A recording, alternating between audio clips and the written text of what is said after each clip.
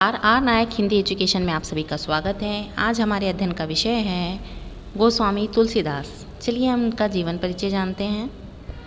गोस्वामी तुलसीदास हिंदी साहित्य के भक्ति काल की रामाश्रयी शाखा के महान भक्त, संत और कवि थे। उन्होंने अपनी रचनाओं के माध्यम से भगवान श्री राम के आदर्श चरित्र और राम भक्ति को जन जन तक पहुंचाया।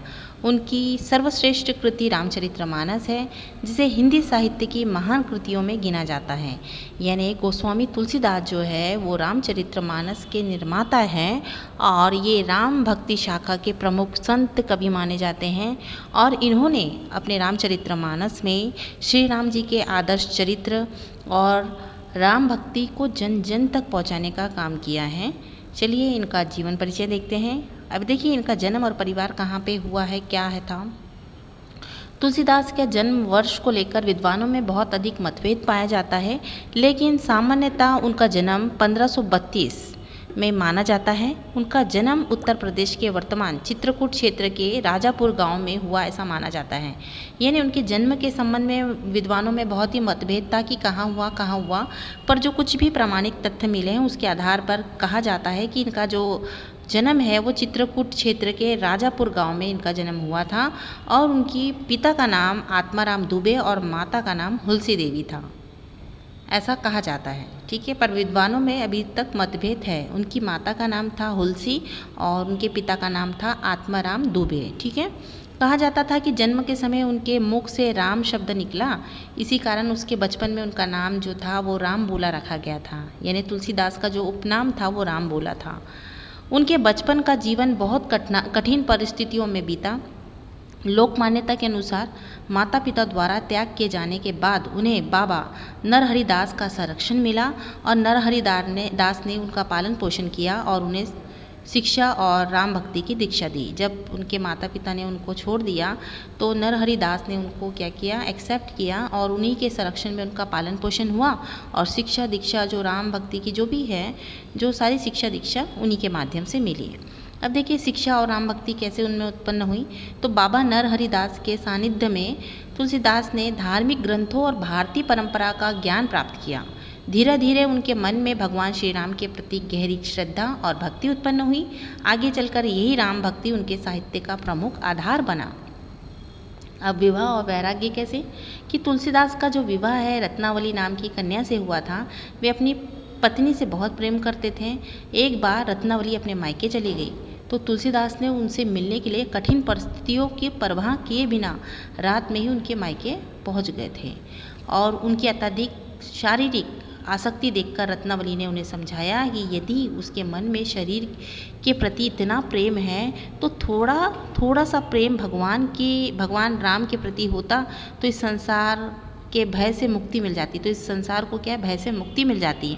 यानी एक बार क्या होता है, तुलसीदास जिनके नया विवाह होता है रत्नावली से, तो रत्नावली अपने मायके चली जाती है और कहा जाता है कि एक दिन वो मायके चली जाती है तो ये तुलसीदास बहुत व्याकुल हो जाते हैं और इतनी बारिश होते रहती है, पूरा बाढ़ आ जाता है, तूफान आता है, बाढ़ आता है, तो भी वो इतनी कठिनाइयों परेशानियों को पार करते हुए उनसे मिलने उसके घर पे जाते हैं।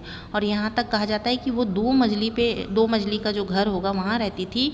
तो वहाँ पर वो क्या करते हैं, रस्सी समझ के सांप को पकड़ के ऊपर चले जाते हैं। और जब देखती है उसकी पत्नी की इतना कष्ट करके मेरे पति आए हैं और एक दिन अपनी पत्नी को छोड़ नहीं सकते, तो ये कैसा इनका प्रेम है। यदि इतना प्रेम वो अपने भगवान से करते तो ये संसार को भय से मुक्ति मिल जाती। तो वही बात फिर तुलसी को लग जाती है और तुलसीदास जो है उनको छोड़ के चले जाते हैं। तो रत्नावली की इस बात का तुलसीदास के जीवन पर बहुत गहरा प्रभाव पड़ता है। उन्होंने सांसारिक मोह का त्याग कर दिया और अपना पूरा जीवन क्या है, श्री राम जी और लोक कल्याण के लिए समर्पित कर दिया। और यही घटना उनके जीवन में वैराग्य को महत्वपूर्ण मोड़ देता है। ठीक है ना। फिर वो क्या करते हैं, अपनी पत्नी को छोड़कर सन्यासी बन जाते हैं और अपना पूरा जीवन राम भक्ति में लगा देते हैं और उनके प्रचार प्रसार में लगा देते हैं। अब देखिए साहित्यिक योगदान क्या था। तो तुलसीदास ने हिंदी साहित्य को अनेक महत्वपूर्ण रचनाएं प्रदान की। उनकी जो भाषा है काव्य भाषा वो अवधी और ब्रज भाषा में है। उनकी रचनाओं में भक्ति, धर्म, नीति और लोक कल्याण और आदर्श जीवन मूल्यों का समन्वय दिखाई देता है।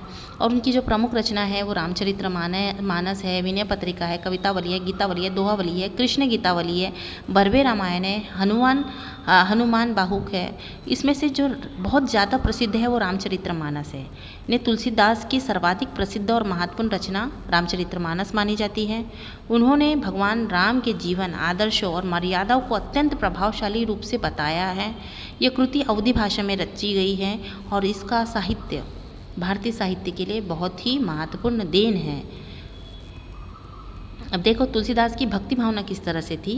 तो तुलसीदास की भक्ति का केंद्र श्री राम जी है।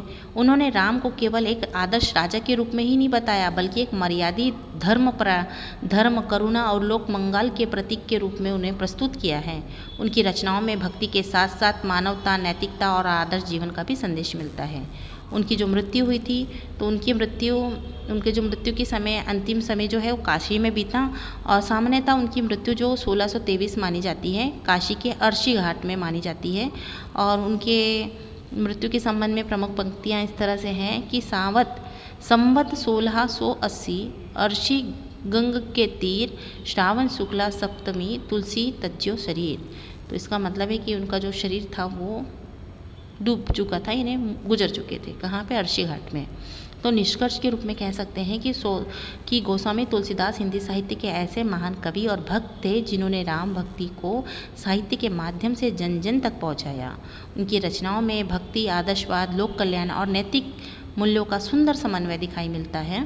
और रामचरित्र के माध्यम से उन्होंने हिंदी साहित्य और भारतीय संस्कृति को अमूल्य योगदान दिया है। इसी कारण तुलसीदास का नाम हिंदी साहित्य के महानतम कवियों में सदैव सम्मान के साथ लिया जाएगा, क्योंकि उन्होंने जो रचना की है रामचरितमानस, वो हमारी हिंदू संस्कृति के एक महान धरोहर के रूप में मानी जाती है। एक पवित्र ग्रंथ माना जाता है जिसमें भगवान श्री राम का आदर्श जीवन चरित्र और उनके जितने भी सद्गुणों को जो समाज के लिए उपयोगी हो, जो लोक कल्याण के लिए उपयोगी हो, ऐसे तत्वों से युक्त रामचरितमानस की निर्मित की है। तो आशा करते हैं कि आपको ये समझ में आया होगा। समझ में आया तो लाइक और सब्सक्राइब करें। धन्यवाद।